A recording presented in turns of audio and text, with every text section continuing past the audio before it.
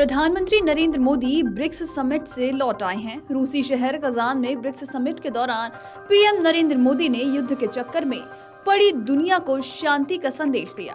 प्रधानमंत्री मोदी ने साफ साफ दोहराया कि भारत युद्ध का नहीं, केवल डायलॉग और डिप्लोमेसी का समर्थक है। सबसे मजेदार स्थिति बात तो तब हुई जब उन्होंने शी जिनपिंग को अपने बगल में बिठाकर उसके दोस्त पाकिस्तान को पीएम मोदी ने आतंकवाद पर अच्छे से समझाया। चीनी राष्ट्रपति शी जिनपिंग और अपने पक्के यार पुतिन के सामने पीएम नरेंद्र मोदी ने आतंकवाद का मुद्दा भी उठाया। भले ही उन्होंने डायरेक्ट पाकिस्तान का नाम नहीं लिया, मगर इशारों में अच्छे से समझा दिया कि आतंकवाद से उसका भला नहीं होने वाला है। दरअसल प्रधानमंत्री नरेंद्र मोदी 22 और 23 अक्टूबर को ब्रिक्स समिट के दौरान रूस के कजान शहर में थे। वहां उनकी मुलाकात व्लादिमीर पुतिन और शी जिनपिंग से हुई। 23 अक्टूबर यानी कि बुधवार के दिन जब ब्रिक्स को संबोधित करने का मौका आया तो प्रधानमंत्री मोदी ने पाकिस्तान को आतंकवाद पर अच्छे से सुना दिया। खास बात तो ये रही कि इस दौरान उनके बगल में बैठे चीनी राष्ट्रपति शी जिनपिंग चुपचाप सुनते रहे।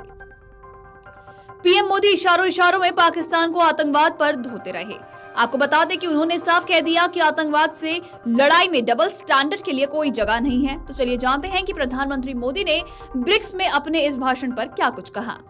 दरअसल पाकिस्तान का नाम लिए बगैर प्रधानमंत्री नरेंद्र मोदी ने कहा कि आतंकवाद और कट्टरपंथ के खतरे को दूर करने में दोहरा मापदंड नहीं हो सकता। उन्होंने कहा, आतंकवाद और आतंकवाद के वित्त पोषण का मुकाबला करने के लिए हमें सभी को एकजुट और दृढ़ समर्थन चाहिए।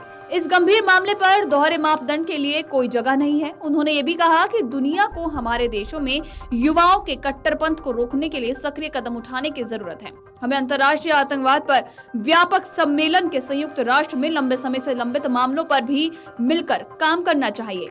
बता दें कि प्रधानमंत्री मोदी की ब्रिक्स समिट में ये टिप्पणी की आतंकवाद से निपटने में दोहरे मापदंडों के लिए कोई जगह नहीं है, इसलिए मायने रखती है क्योंकि चीन ने पाकिस्तानी आतंकवादियों को सूचीबद्ध करने संबंधी कई प्रस्तावों को संयुक्त राष्ट्र में विफल कर दिया था। जब भी आतंकवाद के मसले पर इंटरनेशनल मंचों पर भारत पाकिस्तान के खिलाफ कदम उठता था, तब चीन उसमें अड़ंगा लगा देता था और वो अपना वीटो पावर लगा देता था।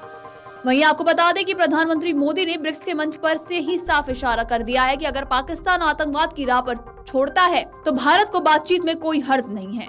यही वजह है कि पीएम मोदी ने युद्ध नहीं बल्कि डायलॉग और डिप्लोमेसी की बात कही।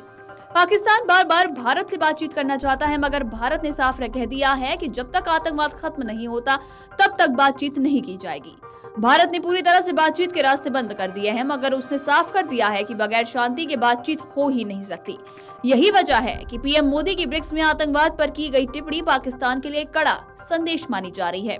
बता दें कि बुधवार यानी कि 23 अक्टूबर को प्रधानमंत्री मोदी ने 16वें ब्रिक्स सम्मेलन को संबोधित किया और भारत युद्ध नहीं बल्कि कूटनीति और संवाद का समर्थन करता है, इस बारे में भी अपनी बात रखी। साथ ही उन्होंने चीन और रूस जैसे बड़े देशों के राष्ट्रपतियों के सामने आतंकवाद पर प्रहार किया और उन्होंने कहा कि आतंकवाद के मुद्दे पर लोगों का दोहरा रवैया नहीं चलेगा। प्रधानमंत्री मोदी ने आगे कहा, हमारी बैठक एक ऐसे समय में हो रही है जब विश्व युद्धों, संघर्षों, आर्थिक अनिश्चितता, क्लाइमेट चेंज, आतंकवाद जैसी अनेक चुनौतियों से घिरा हुआ है। विश्व में नॉर्थ साउथ और पूर्व पश्चिम डिवाइड की बात की जा रही है। महंगाई की रोकथाम, food security, energy security, health security, water security सभी देशों के लिए प्राथमिकता के विषय पर हैं और टेक्नोलॉजी के युग में cyber security, deep fake, disinformation जैसी नई चुनौतियां भी बन गई हैं। ऐसे में ब्रिक्स को लेकर बहुत अपेक्षाएं हैं। Video desk amarujala.com। अगर आप ये वीडियो YouTube पर देख रहे हैं तो हमारे चैनल को सब्सक्राइब कर बेल आइकन दबाएं और Facebook पर देख रहे हैं तो हमारे पेज को लाइक करें। 8 मिलियन प्लस सब्सक्राइबर, आपके इस भरोसे के लिए बहुत धन्यवाद।